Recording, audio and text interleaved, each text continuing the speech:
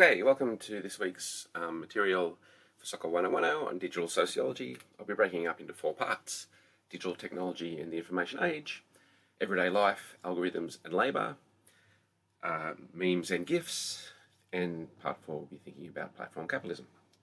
So let's get started with part 1, which is essentially a broad description of the rise of digital media technologies. I suppose for many people, in this class that are kind of, just out of school, the thought of digital media technologies being something new was probably not all that familiar because you're kind of born into the world where they're so normal. For someone my age, I remember the pre-internet time. I left school in 92. It wasn't till like 1999, I think, that we got the internet in our house, just when I was kind of starting uni after a while. So we kind of, people my age and older are probably the generation that kind of remembers the kind of before internet time. So in that time, the world's fundamentally changed a hell of a lot, very rapidly, to the point now where, as I was kind of touching upon in the week on media and culture, that there's an increased kind of notion that our lives themselves are digital. There's maybe increasingly not a good way of thinking about life as something in terms of like in real life on the one hand and on the internet on the other, but things are so combined these days that it's kind of very deeply part of our way of life. So what are digital media technologies? Essentially computerized technologies use binary systems of data coding, storage and transmission. Very broadly, they produce, transmit, track, store information and entertainment across times and space to large groups of people. Most of the early internet was relatively public space in that it wasn't really owned by anyone. It was kind of come out of the US military, but most people, in the 80s were using it away from kind of private ownership. Today, much of the internet has been kind of enclosed, and many sociologists see this kind of as a similar process of colonization. Just as lands are colonized, the internet has been colonized and increasingly being moved towards private ownership. So you see from a critical sociology perspective that looks at this kind of digital media technologies, there's lots of kind of interesting ways to kind of think about how this works. One of the earlier theorists and big name sociologists was writing about the kind of rise of the internet was Manuel Castells, who wrote a huge trilogy of works in the 90s called The Information Age and the Network Society. 3 huge volumes of empirical work tracking the kind of rise of how the internet was kind of changing society. He wrote about his own version of the structure and agency, the net and the self, where structure was kind of the net and the self is agency. And he argued there was a real change in the way that identity was working as the world globalized. People would fit into these legitimizing categories, resistance categories, or project categories. Legitimizing were those who would be kind of largely reinforcing dominant ideologies. Resistance were those that were kind of arguing against how the world was working at the time. Resistance in that sense wasn't always progressive, and Castells pointed out more kind of reactionary forms of resistance back then. He saw the rise of religious fundamentalisms as being one of those things. And then there was project identities, and these are the more kind of progressive notions of feminism and environmentalism. Castells argues that the world globalized as individuals increasingly led their lives through digital practices, that these forms of identity would be important ways of kind of categorizing the practices of people. Castells had really interesting and I think quite predictive understandings of what happened to time and space. He argued that our experience of time, what he called timeless time, would become to dominate the more kind of clock time that was back in the 90s, where, as the internet works to kind of give you access to more and more things at any one time, you can do things, 24/7. He talked about the space of flows, that those that kind of control information would therefore have more power. That's definitely come to play. And he argued then communication power will become key to how politics works. And there would be this kind of nexus between communication power on the one hand, those that control the means of communication, and you can definitely see that in our social media feeds today in terms of how those things are manipulated. And then there would be, on the opposite side, this kind of networks of outrage and hope, the kind of clashing of various forms of politics in reaction to those changes. So those works are kind of fundamental to how sociology has developed its orientation towards thinking about, the new digital realm. Castells' work is probably less influential today than it was maybe 20 years ago, but it's kind of foundational kind of canon kind of work in this area. Castells was largely writing, I suppose, about Web 1.0 and maybe a little bit into 2.0. Back when it first started, the internet was kind of largely one way. Physical cables were needed to connect things, giant kind of desktops. Most users couldn't really create content. You could just kind of go in there and consume unless you were kind of part of kind of more geeky internet cultures. It wasn't something you kind of just did in day-to-day life like you do now. Web 2.0 kind of shifted that away. Some people argued it more democratized things. Websites were more two-way. Wi-Fi came along. Social networking originally started and began to kind of become influenced. And in particular, Web 2.0 moved on to mobile devices. You didn't have to be seated at a desk anymore. You could move around and kind of have access to digital stuff everywhere. Web 3.0 is this kind of idea that there's increasing smart objects that communicate with each other. There's a huge kind of interconnection more and more. Our mobility is tracked, and everything kind of speaks to each other in a kind of broad global system. Now again, there's kind of real debates over the positives and negatives of this. There's kind of the ease of being able to contact people, the ease of being able to find information. On the other side, more critical side, there's the idea that we're living in a kind of giant panopticon now, where these kind of privatized, undemocratic companies know all about our lives and can influence in various ways. So there's lots of ambivalence about the internet in that sense. And the sociological analysis of the kind of our digital lives and the kind of net versus self kind of thing is really wide-ranging in its objects of study. There's the kind of broader political economy stuff that looks at ownership, that looks at influence, and looks at how private companies and political realms interrelate and what that means in terms of how the ruling class works, down to kind of more very micro kind of interaction studies that look at the ways that individuals and groups engage with each other, engage with various sites, and what that means to them in their day-to-day lives. So sociology has really had to, in some ways, change and kind of look at the world and look at people differently as we've become increasingly digital.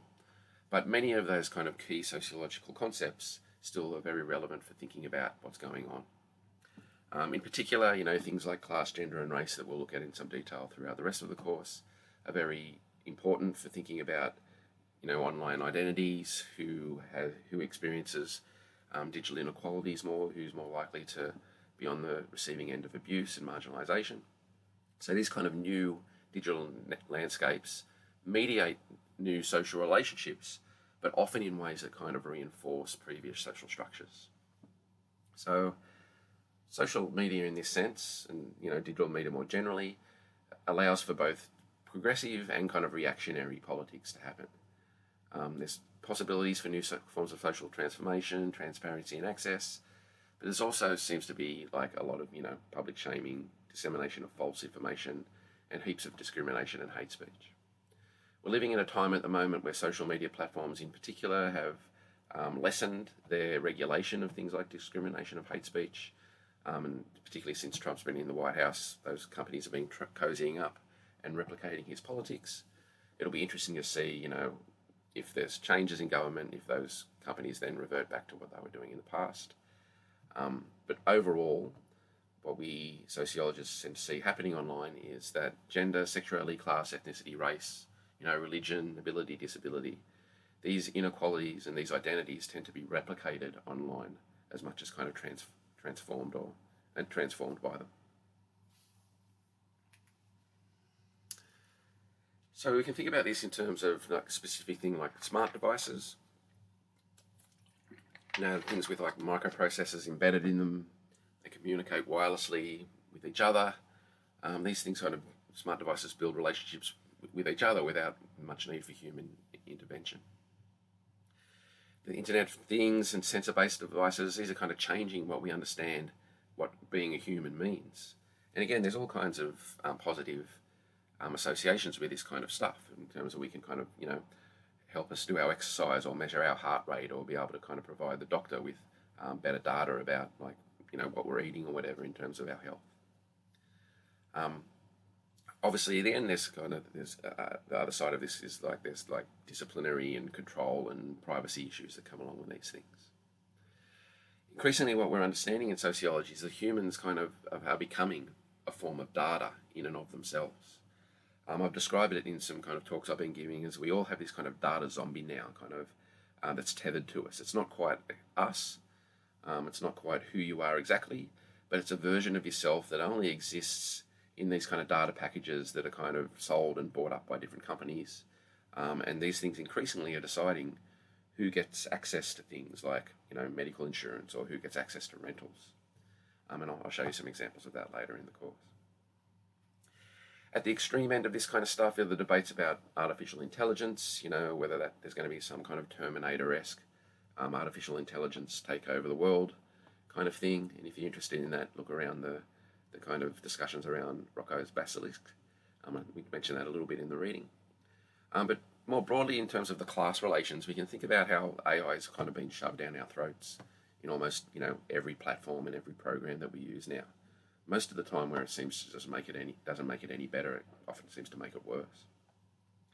There's particularly the case around notions of creativity and the way that kind of artificial intelligence platforms are kind of cannibalizing people's, creative work and packaging it up and using it in their programs without compensating those people.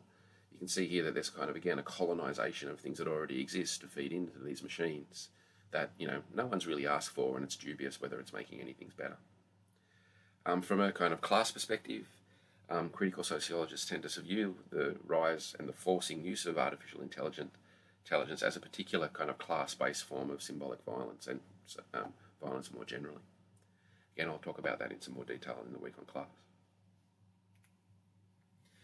A key way of thinking of this kind of increasing blurriness between the self and the net, or back as we were talking about earlier in the course, structure and agency, is the notion of how these digital technologies, and technologies more broadly, mean that humans are increasingly like cyborgs.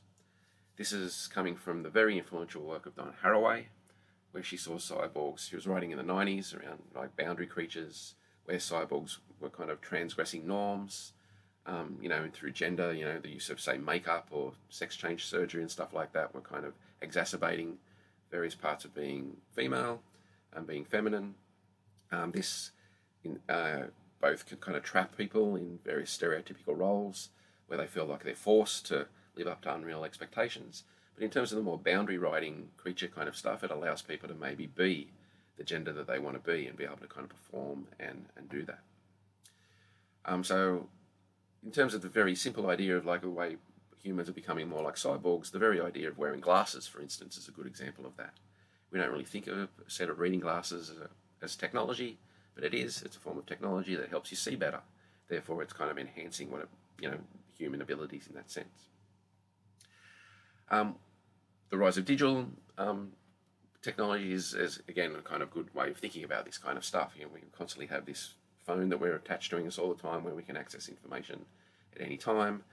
And further, it's kind of constantly taking data on us. We're using these kind of things for our health problems, for getting fit or whatever. So we're kind of constantly attached to the machine in that sense.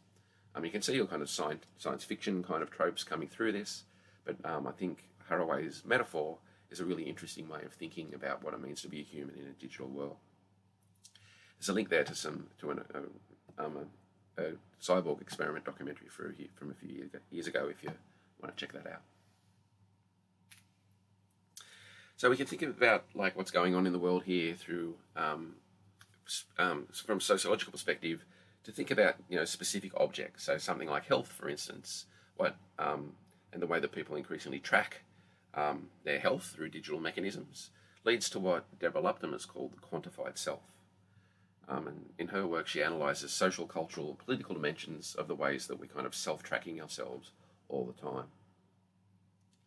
So, in the quote there, these technologies include thousands of health-related apps for smartphones, tablet computers, iPods that can keep track of the user's food and alcohol consumption, physical activity, body weight, ovulation cycle, stress levels, mood, sexual activity, and many more physical functions and habits. So again, there's kind of risks and affordances with this stuff.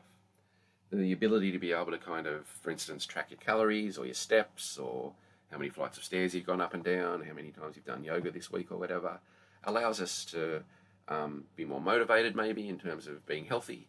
But what also seems to do for some people is move us towards kind of more obsessive behaviours that aren't all that healthy.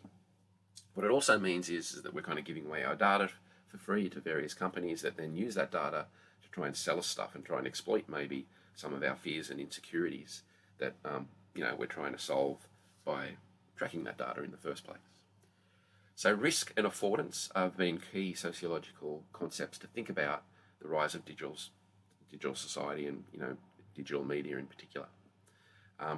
It's rare that a kind of piece of technology is kind of good or bad. They're much more ambivalent than that, and they tend to have kind of risks and affordances. Okay, I'll leave that there, and I'll come back in part 2 to talk about everyday life, algorithms, and labour.